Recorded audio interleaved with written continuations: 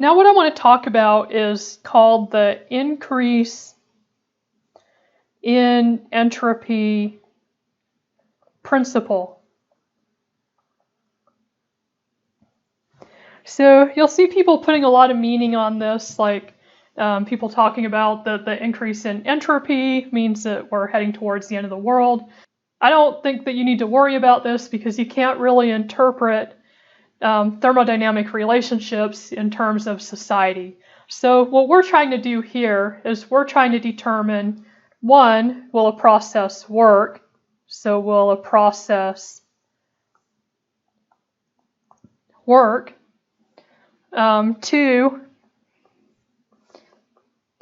Two, is it something we can design and build? And three, if we compare two processes, so if we compare two processes, which is better? So these are the types of questions we're trying to ask with entropy. So let's start out by first looking at two cycles, kind of like what we did before.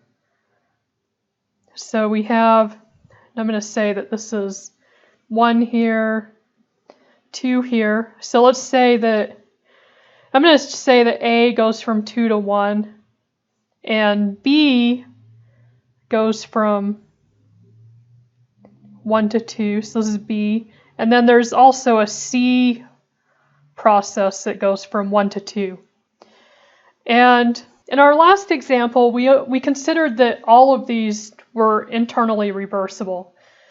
So in this particular process, or in these processes, we're going to say that A and B are internally reversible, and we're going to say that C is irreversible. So C is irreversible or real. So let's start with process A and B. So for process A and B, so we're going to integrate over the cycle of delta Q over T, and we know that this is 0 since this is internally reversible. Let's put since internally reversible, and I can still kind of write this out. So this equals 2 to 1. Let's see, delta Q over T, B minus, for B, 1 to 2. And then this is 2 to 1 for delta Q over T, and this is A. So we know that this equals 0 because it's internally reversible. Now let's do process A and C. So for process A and C, so first of all, from the Clausius inequality, and that's actually where we got this too, so this is the Clausius inequality. But from the Clausius inequality, we know that if we integrate over delta Q T, we know that this has to be less than 0 for irreversible. And so what we can do is we can say that integral of delta Q over T is equal to, and then this is 1 to 2, delta Q over T C minus 2 to 1, delta Q over T A, and then this is less than 0. So we know that from the Clausius inequality, which was derived in a previous video. So now what I want to do is I want to subtract the second equation from the first. So I want to subtract, let's get a different color.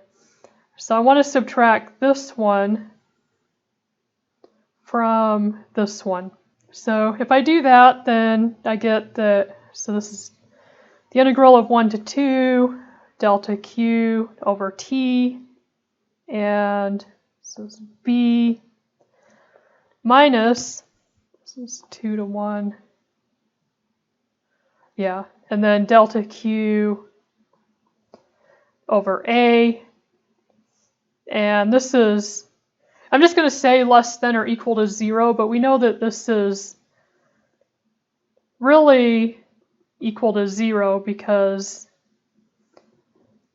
internally reversible.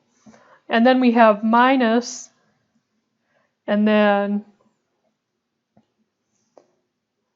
1 to 2 delta q over t c minus 2 to 1 delta q over t, and then this is a, and then this one is less than 0. So the term with a, so our process with a, that's just going to cancel out.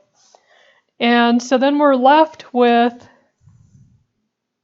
so 1 to 2 delta q over t b minus 1 to 2 delta q over t c is greater than 0. So then we can rewrite this as, so 1 to 2, so this is delta q over b, or sorry, over t, this is b. This has to be greater than delta q over t c. So we know that the process over b has to be greater than the process over c. Otherwise, if we subtracted c from b, it wouldn't be greater than 0, but we just showed that it has to be greater than 0. Now let's consider that this one is the internally reversible one. And so we can rewrite, and this one was irreversible. So remember when we set this up, we said that b was internally reversible and c was irreversible. So for the internally reversible one, we know that that is equal to S2 minus S1 is equal to 1 to 2 delta Q over T B. And so one thing that we do know is that the entropy change C, so because we're going to have a certain entropy change for C as well. So the entropy change for the process C has to be the same as the entropy change for the process B, because they both begin and end at the same states. And since entropy is a property, we know that they have to be the same if they begin and end at the same states. So what we can do is we can say that, so ds, so the entropy of C is equal to the entropy of B, and that this is equal to delta Q over T B. And so then we can say, okay, well, since this is equal to this, we can plug, I'm just going to replace, going back up to here, I'm just going to replace that with this. So then I have, so 1 to 2, so D SC is greater than 2 delta Q over T for C. So this is kind of interesting. So if we look at this, so process C was picked arbitrarily. It could have been any irreversible process. So C was picked arbitrarily. It could have been any irreversible process between states 1 and 2.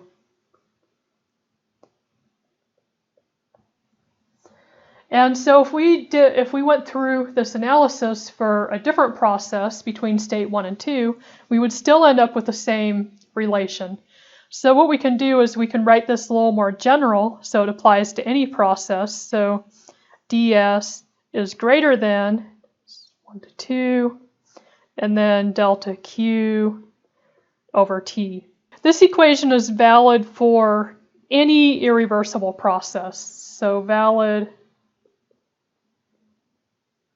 for any irreversible process. And what this shows is that the integral ds is greater than the integral of delta q over t. So in general, what we can say is that ds is greater than or equal to delta q over t. So then if we look at this, so if we have an equal sign, so I'm just going to put equal sign, then this is either a reversible or internally reversible process. If it's greater than for irreversible processes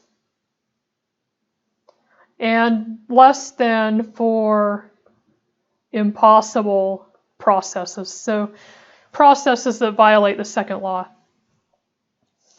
So basically, if it's naturally, it should be greater than or equal to. So if it's greater than or equal to, it satisfies the second law. If it's less than or equal to, it violates the second law, and therefore it's impossible. And one thing that's kind of nice about this relationship, so now we have a specific way that we can check and see if a process, and not just because before we had to look at a full cycle to see if the full cycle met the second law requirement, but now we can just look at a single process and we can determine if that process meets the second law requirement. And this equation, you'll see this equation written in a few different ways. So in differential form, you'll see it like this, q over t, and you'll also see it like this. So s2 minus s1 is greater than or equal to delta q over t. So now, what can we really get from this? Like, how can we use this? So the first thing is that this shows that an entropy change for an irreversible process has to be greater than an entropy change for a reversible process.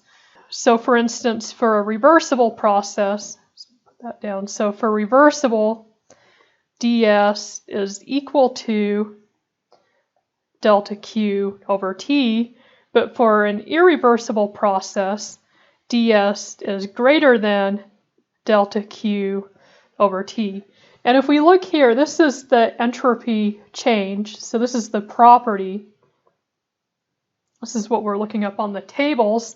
And over here, like this side, this is the entropy that we are evaluating from the integration. So entropy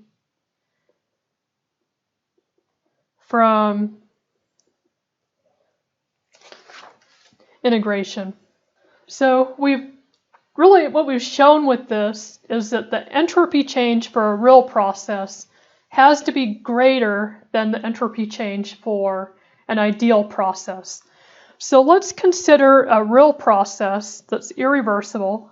So consider a real process. So this is one that's irreversible. So this is going to go from state 1 to state 2. And so what we can do is we can say, well, ds is equal to s2 minus s1 is, and then this is greater than delta q over t. So since this has to be greater, what we kind of want to know is, well, how much greater does it have to be? So we can rewrite this as, so s2 minus s1 is equal to 1 to 2 delta q over t. And then in order for that to be equal, since the S2 minus S1 is greater than the integration of delta Q over T, we know that there needs to be some additional term added to that integration in order to get the same entropy. So I'm just going to write that this is an additional amount. And so we can rewrite this as S2 minus S1 is equal to 1 to 2 delta Q over T plus, and then this additional amount is usually written as Sgen. So this is the entropy generated. So then what we can do is, I'm going to rewrite this. So S2 minus S1 is equal to 2 delta Q over T plus Sgen. So for a reversible process, Sgen is equal to 0. For an irreversible process, Sgen is greater than 0. And for an impossible process, Sgen is less than 0. So now let's consider an isolated system. So if we have an isolated system, this means there's no interaction with surroundings. So no interaction with surroundings and no heat transfer. So Q is equal to 0. And so if we go back to our equation, so S2 minus S1 is equal to, and then this is 1 to 2, delta Q over T plus Sgen. So right away we can say this term is 0 because there's no heat transfer. And so then S2 minus S1 is equal to the entropy generated. And I want to specify that this is only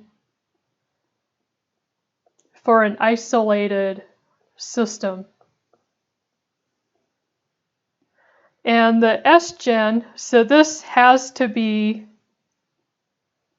greater than 0. Well, greater than or equal to 0. So what's an example of an isolated system? So example of isolated system. So let's take a system plus surroundings,